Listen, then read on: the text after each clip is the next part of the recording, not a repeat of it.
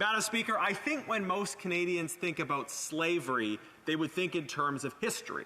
They would think in terms of stories they've heard or read, movies they've seen about the Underground Railroad, the horrors of the transatlantic slave trade, of the American Civil War, of figures like Abraham Lincoln and William Wilberforce.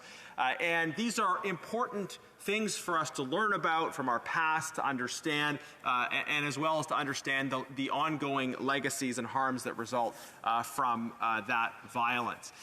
But we need to also immediately associate the reality of slavery with the contemporary experience, the ongoing reality that there are people, many people in our world today who are enslaved, who are forced to work against their will, without pay or without proper pay at least, but certainly in many cases without pay, that are compelled into those positions as a result of various forms of disadvantage, but also in many cases because of their ethnic identity, and that we have trading relationships with countries that are in fact involved in the horrors of modern-day slavery.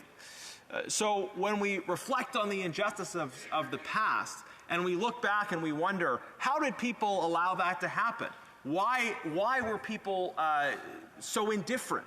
Not everyone, but why were many people so indifferent to the horrors that were happening around them at those times in the past?